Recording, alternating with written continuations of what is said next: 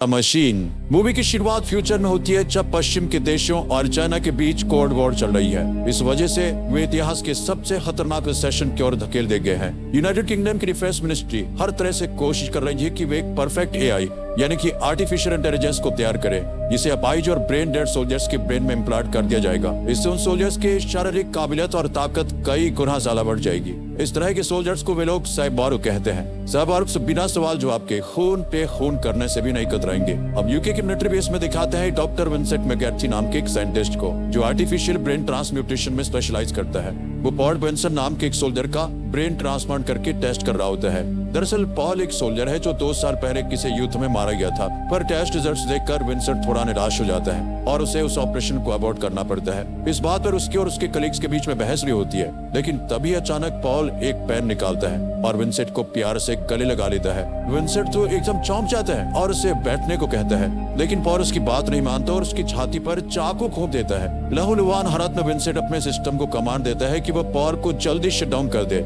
लेकिन इतने में पॉल विंसेंट की कलीग पर लगातार चाकू से वार करता है और वो वहीं पर मर जाती है। अब पॉल विंसेंट पर राइफल तान देता है, लेकिन बाद में अपनी गलती मानकर उससे माफी मांगता है। इतने में सिक्योरिटी टीम आकर पॉल के सर को शूट कर देती है। कुछ दिन बाद विंसेंट ठीक हो जाता है और उस दिन के सदमे से बाहर आता है। फिर वो कुछ लोगों का इंटरव्यू लेता है जो उसके रिसर्च में मदद करेंगे।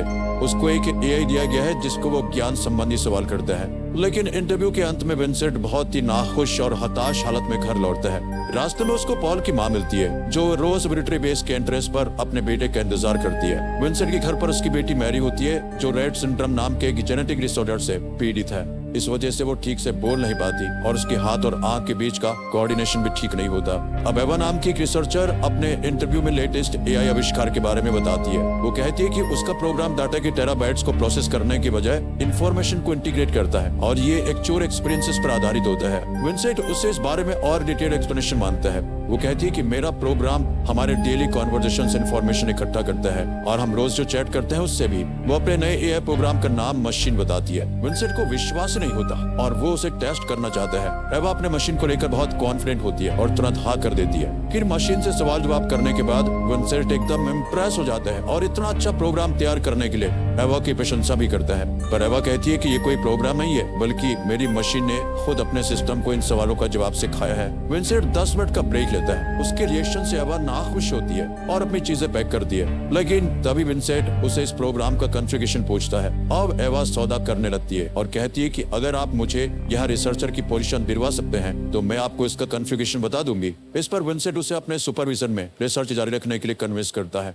वो बताते हैं कि मेरे पास क्वांटम कंप्यूटर का एक्सेस है, बहुत ज्यादा फंड्स हैं और बेस्ट रोबोटिक्स टीम भी। अब एवा को उसके इरादों पर शक होने लगता है और वो पूछती है कि असली बात क्या है, मुझे बताओ। फिर विंसेंट को सच बताना पड़ता है कि डिफेंस मिनिस्ट्री उसके प्रोजेक्ट को स्पॉन्सर कर रही है। ये सुनकर एवा खुश नहीं होती, क्योंकि वो नहीं चाहती कि सरकार के लिए वेपन्स बनाने में उसकी मशीन का इस्तेमाल किया जाए। पर विंसेंट कहता है कि देखो, मैं वेपन्स नहीं बल्कि इंटेलिजेंट मशीन बनाना चाहता हूँ। फिर काम के पहले दिन चेक पॉइंट पर पॉल की माँ एवा की कार खोलती है और कहती है कि मिलिट्री ने मेरे बेटे को पकड़ के रखा हुआ है। एवा चौंक कर कहती है कि देखिए, मैं इस बारे में कुछ नहीं जानती। अब पॉल की माँ अपना आपा खो देती है। तभी सोल्जर्स उसे जबरदस्ती वहाँ से दूर लेके जाते हैं। एवा बाहर आती है और एक बुजुर्ग औरत के साथ बुरा सलूक करने के लिए सोल्जर्स को खूब डांटती है। तभी एक सोल्जर उसे अरेस्ट कर लेता है। फिर विंसेंट उसको छुड़ाता है और मजाक करता है कि काम के पहले दिन ही अरेस्ट हो गई। वाह! जब एवा उसको पूरी बात बताती है तो विंसेंट कहता है, तुम उस औरत के लिए इतना फील मत करो, क्योंकि उसकी दिमागी हालत ठीक नहीं है। उसका बेटा 2 साल पहले एक मिलिट्री ऑपरेशन में मारा गया था, पर उसकी माँ अब तक ये भुला नहीं पाई है। मुझे उससे हमदर्दी जरूर है, लेकिन क्या करे। अब विंसेंट एवा को अपना कैंपस दिखाता है, लेकिन एक फीमेल साइबॉर्ग उन पर स्पाई करती है और अपने दूसरे टीममेट्स को खबर दे रही होती है। फिर उनका साइबॉर्ग यूनिट सिक्योरिटी प्रोसीजर्स को चालू करता है और ये दोनों एलिवेटर से अंडरग्राउंड लैब जा रहे होते हैं। अब एवा दोनों गार्ड्स के सर पर एक जैसे निशान को देखकर विंसेंट से इसके बारे में पूछती है। तो विंसेंट कहता है कि एआई एनेबल्ड इम्प्लांट्स उन्हीं सोल्जर्स को दिए गए हैं जिन्हें ब्रेन इंजरीज हुई थी। इस इम्प्लांट्स उनकी मेमोरी, विजन, मोबिलिटी के साथ साथ उनका जीवन स्तर भी बढ़ता है। लेकिन इस प्रोग्राम का साइड इफेक्ट भी है। वो यह है कि ऑपरेशन के कई महीने बाद भी साइबॉर्ग्स की बोलने की शक्ति नहीं लौटती। लेकिन फिर भी एक साइबॉर्ग दूसरे साइबॉर्ग से किसी तरह दूसरे मेथड से कम्युनिकेट कर सकते हैं। उनकी सीक्रेट भाषा हम नहीं जान पाए हैं। विंसेंट अब एवा को अपने क्वांटम कंप्यूटर से मिलवाता है डिफेंस मिनिस्ट्री का डायरेक्टर थॉमस छुप कर एवा को बहुत ध्यान से ऑब्जर्व कर रहा होता है। कुछ देर बाद थॉमस खुद को इंट्रोड्यूस करता है और टीम एवा का स्वागत करता है। और तभी सूरी नाम की साइबॉर्ग वहाँ पर आती है जो पहले इन पर स्पाई कर रही थी। थॉमस एवा को कुछ फाइल्स दिखाकर पूछता है कि तुमने कुछ साल पहले एक पुलिस ऑफिसर पर अटैक किया था। अब इससे पहले कि एवा जवाब दे पाती, विंसेंट कहता है कि हमने एवा को उसके एक्सपर्टीज के लिए हायर किया है, ना कि उसकी पॉलिटिक्स के लिए। अब थॉमसन उसकी बात मारकर टॉपिक को ही चेंज कर देता है और ने जेम्स नाम के एक सोल्जर से मिलवाता है। इस सोल्जर्स की प्रोस्थेटिक हाथ को टेस्ट किया जा रहा होता है जो कि बुलेट एंड बॉम्ब प्रूफ है और इसे एक तरह के सिल्क से बनाया गया है। ये बिल्कुल ह्यूमन स्किन की तरह दिखता है और महसूस भी होता है। अब एवा पूछती है कि क्या हम मशीन्स को ह्यूमन का रूप देना चाहते हैं। अब विंसेंट कबूल कर लेता है कि हम इन मशीन्स का इस्तेमाल खून करने और पब्लिक को कंट्रोल करने के लिए करने वाले हैं। लोग मशीन से डर जाएंगे, इसलिए हम उन्हें ह्यूमंस की तरह बना रहे हैं ताकि लोग उनकी बात माने। इसे देखकर तो एवा एकदम दंग रह जाती है और तभी जेम्स अपने नए प्रोस्थेटिक आर्म्स के अपार शक्ति का प्रदर्शन करता है। वो एवा को टच करके फील करना चाहता है कि ह्यूमन स्किन कैसे होती है, लेकिन विंसेंट तुरंत मना कर देता है क्योंकि उसके हाथ के कार्बन फाइबर मसल्स एवा के हाथ को तोड़ सकते हैं। पर एवा जेम्स की ख्वाहिश पूरी करना चाहती है और उसे अपना हाथ दे देती है। जेम्स बहुत धीरे से उसका हाथ लेता है, लेकिन अचानक उसे विंसेंट और थॉमसन से दूर करके धीमी आवाज में एवा से मदद मांगता है और एरिया 6 का जिक्र करता है। अगले दिन विंसेंट अपने क्वांटम कंप्यूटर पर एवा के ब्रेन को मैप करता है और उसके ब्रेन का डाटा निकलवाने के लिए उससे कुछ सवाल पूछता है। फिर जब एवा की पर्सनल लाइफ के बारे में वो सवाल पूछता है तो वो अपने पापा के बारे में कुछ बातें शेयर कर देती है। उसकी बातें सुनकर विंसेंट कहता है, तुम्हारी तरह मेरी बेटी को भी कंप्यूटर से लगाव है। और तब एरिया 6 के बारे में वो पूछती है। वो कहता है कि एरिया 6 में उन सोल्जर्स की ट्रीटमेंट चल रही है जिन्हें ब्रेन इंजरी हुई थी। पर एवा को लगता है कि एरिया 6 एक तरह का जेल है, लेकिन विंसेंट इससे ज्यादा उसे कुछ नहीं बताना चाहता और जल्दी वहां से चला जाता है। अगले दिन लैब में जाने से पहले एवा छुप कर एरिया 6 में चली जाती है और देखती है कि वहाँ एक फुली गार्ड प्रिजन कैंप चलाया जा रहा है। उसका शब्द सही निकला। तभी कुछ साइबॉर्ग्स उसके पीछे आ जाते हैं और एवा बिना कुछ कहे वहां से चली जाती है। लैब में फिर से उसके ब्रेन का डाटा स्कैन किया जाता है, लेकिन इस बार उसकी कुछ इमोशंस को ट्रिगर करके उसके फेशियल एक्सप्रेशन के जरिए ब्रेन की एक्टिविटी को मॉनिटर करते हैं। इस प्रोसीजर के दौरान विंसेंट उससे पूछता है, क्या तुम लैब का रास्ता भूलकर एरिया 6 में चली गई थी? एवा जरा सोचकर हाँ में जवाब देती है, लेकिन विंसेंट जानता है कि ये सच नहीं है और वो एवा को डांटता है कि अपने काम से काम रखो और ज्यादा स्मार्ट बनने की कोशिश मत करो। फिर सूरी थॉमसन को एक फुटेज दिखाती है जिसमें एवा एक हैकिंग डिवाइस के जरिए क्वांटम कंप्यूटर से एरिया 6 की इंफॉर्मेशन निकालने की कोशिश कर रही है। अगले दिन विंसेंट एवा से माफी मांगता है कि कल मैंने तुमसे बहुत रूड बिहेव किया। तभी मशीन मजाक करती है कि एवा अब भी तुमसे नाराज है। घर जाते वक्त एवा विंसेंट से पूछती है, अगर आपको सरकार की सिद्धांत पसंद नहीं है तो आप यहाँ इतने समय से क्यों टिके हुए हैं? विंसेंट बताता है कि यहाँ रहकर मैं फ्री में ब्रेन ट्रांसप्लांट रिसर्च कर सकता हूँ और मैं इस इम्प्लांट के जरिए अपनी बेटी का रेड सिंड्रोम ठीक करना चाहता हूँ। रास्ते में वे पॉल की माँ को देखते हैं जो बीच सड़क पर रो रही है। एवा कहती है कि हम इन्हें टाउन तक तो पहुंचा ही देंगे ना। विंसेंट भी उसकी बात मान लेता है। एवा बुजुर्ग को लेने जाती है तो अचानक वो मुड़ती है। दरअसल वो पॉल की माँ नहीं बल्कि उसके भेष में एक चाइनीज बहरूपिया है। पलक झपकते ही वो एवा की गर्दन पर चाकू मार देता है। यहाँ थॉमसन को इस घटना का रियल टाइम फुटेज ट्रांसमिट किया जाता है, लेकिन वो आराम से फुटेज देख रहा है। एवा यहाँ तड़प रही होती है और तभी वो आदमी एवा की छाती पर शूट करके चला जाता है। अब अगले दिन थॉमसन विंसेंट को बताता है कि चाइनीज हमारे रोबोटिक्स रिसर्च को रोकना चाहते हैं, इसलिए उनके एक आदमी ने एवा को मार डाला ताकि वो अपनी रिसर्च पूरी न कर सके। लेकिन विंसेंट थॉमसन के बारे में खूब जानता है और वो बेबस होकर पूछता है कि तुमने मुझे क्यों नहीं मारा?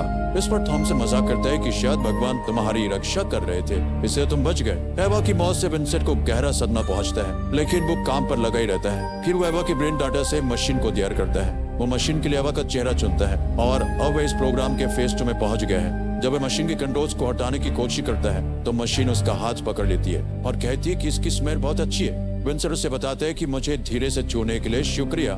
मशीन कहती है कि अगर मैं धीरे से ना छूती तो क्या तुम्हारा हाथ टूट जाता? विंसेंट हमेशा की तरह उसे टेस्ट करने के लिए ज्ञान संबंधी सवाल पूछता है। फिर वो पूछता है कि तुम्हारी सबसे पहली मेमोरी क्या थी? मशीन बताती है कि मेरी पहली मेमोरी मेरी माँ का चेहरा है। अब विंसेंट उत्सुक होकर पूछता है कि तुम्हारी माँ कैसे दिखती थी? तो मशीन ने खुद को मॉनिटर में देखकर कहती है कि बिल्कुल ऐसे दिखती थी मेरी माँ। अब उसके जवाबों से सभी खुश होते हैं और फेज 2 की ओर बढ़ते हैं, जिसमें वे मशीन के इमोशन को टेस्ट करेंगे। पहले टेस्ट में वे उसके आगे एक मकड़ी को रखते हैं। ऐसा करके वे मशीन को गुस्सा दिलाना चाहते हैं, लेकिन गुस्सा होने के बजाय मशीन डरने लगती है। टेस्ट के बाद मशीन विंसेंट को बार बार थैंक कहती है क्योंकि उसने स्पाइडर को हटाने का ऑर्डर दिया था। उसका एक रिएक्शन देखकर विंसेंट को यकीन हो जाता है कि मशीन ह्यूमन की तरह ही चल रही है। अब सेकंड टेस्ट में एक साइंटिस्ट पीछे की ओर चिल्लाकर मशीन की ओर आ रहा होता है। उसको देखकर मशीन कंफ्यूज हो जाती है। तभी अचानक साइंटिस्ट उसकी ओर मुड़ता है और उसने एक डरावना क्लोन मास्क पहना होता है। अब मशीन चौंक कर उसके सर पर अपनी उंगली घुसा देती है और वो तुरंत मर जाता है। फिर विंसेंट मशीन को डांटता है कि तुमने एक आदमी को मार डाला,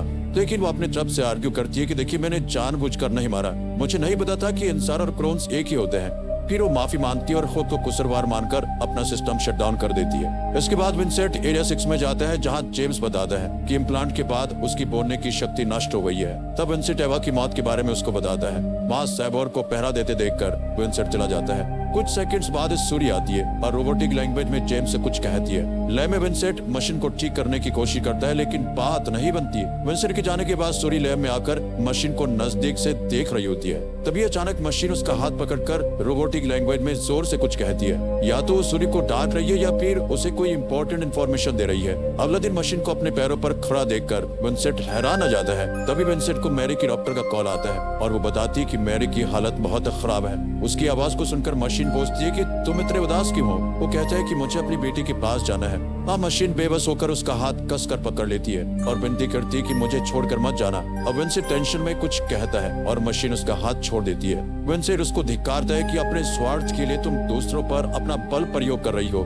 यहाँ हॉस्पिटल में मैरी का डॉक्टर बताता है कि मैरी बहुत सीरियस कंडीशन में है। अब इतनी बुरी खबर को सुनकर विंसेंट अपने बेटे को देखने जाता है और तुरंत उसके फेशियल और ब्रेन स्कैन्स डाउनलोड कर लेता है। यहाँ थॉमसन बिना विंसेंट की परमिशन के मशीन से मिलता है और उसके सिस्टम में एक सीक्रेट फाइल डाउनलोड करने की मांग करता है। मशीन तुरंत मान जाती है। उस फाइल की डाउनलोड होते ही मशीन कई भाषाएं बोल पाती है और उसमें कॉम्बैट स्किल भी आ जाती है। थॉमसन उसको एक कमरे में लेके जाता है और बताता है कि यही तुम्हारी माँ का खूनी है।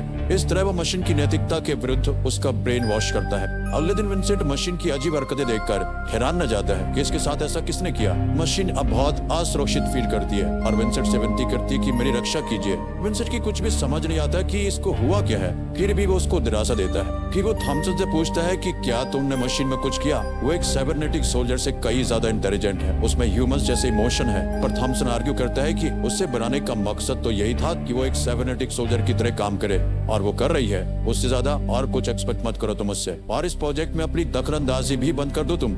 अब विंसेंट जाकर मशीन को सब कुछ बता देता है। विंसेंट का इरादा जानकर वो हर तरह से उसकी मदद करने को तैयार हो जाती है। फिर मैरी का डॉक्टर विंसेंट को कॉल करके बताता है कि मैरी को वो बचा नहीं पाए। विंसेंट एकदम टूट जाता है, लेकिन तभी मशीन कहती है कि मैं तुमसे प्यार करती हूँ। पर विंसेंट उसकी बात की ओर ध्यान नहीं देता। इसके बाद विंसेंट कुछ दिन तक लैब में नहीं जाता और इस दौरान मशीन की मिलिट्री ट्रेनिंग शुरू हो जाती है। मैरी के फ्यूनरल के कुछ दिन बाद विंसेंट लैब में आता है, लेकिन इतने दिन बाद वो इस प्रोजेक्ट का मकसद ही भूल चुका है। फिर मशीन उसे दिलासा देती है और कहती है अगर तुम्हें कुछ चाहिए तो तुम्हें उसे ध्यान से देखना होगा। अब वो क्वांटम कंप्यूटर पर अपनी इमेज देखता है और जब वो नजदीक से देखता है तो पता चलता है कि उसका मकसद क्या है। वो तुरंत जाकर थॉमसन को अपनी नई खोज के बारे में बताता है। दरअसल उसे मशीन में स्पॉन्टेनियस इंटीग्रेटेड इंफॉर्मेशन नजर आई है, जिसे कॉन्सियसनेस भी कहते हैं। थॉमसन कहते हैं कि हमें ऐसी मशीन की जरूरत नहीं है जो खुद सोचने लगे और अपने फैसले खुद करे। तो मशीन में से वो पार्ट निकाल दो जो उसे इस काबिल बना रहे हैं। पर विंसेंट इनकार कर देता है, लेकिन थॉमसन उसे मैरी का आखिरी ब्रेन स्कैन दिखाकर उसे धमकाता है। अब विंसेंट मशीन से कहता है कि तुम्हें ह्यूमन की तरह नहीं एक मशीन की तरह बिहेव करना होगा। हालांकि मैं ऐसा नहीं करना चाहता, लेकिन अगर तुम ह्यूमंस की तरह बिहेव करने लगी तो मैं अपनी बेटी की आखिरी निशानी को हमेशा के लिए खो दूंगा। अब मशीन विंसेंट से प्यार करती है और उस पर विश्वास भी करती है, इसलिए वो उसकी बेटी को बचाने के लिए अपनी कुर्बानी देने को तैयार हो जाती है। यहाँ ऑपरेटिंग रूम में जब विंसेंट मशीन के ब्रेन इम्प्लांट को निकालने जाता है तो वो अचानक कहती है मैं मरना नहीं चाहती। विंसेंट उसे दिलासा देते हुए अचानक उसकी चिप निकाल देता है और वो एकदम बेजान पड़ जाती है। फिर विंसेंट थॉमस को ऑपरेशन के बारे में बताता है तो थॉमसन कहता है कि इस प्रोग्राम की सिक्योरिटी के लिए मुझे तुम्हारी बेटी के ब्रेन स्कैन्स मिटाने पड़े।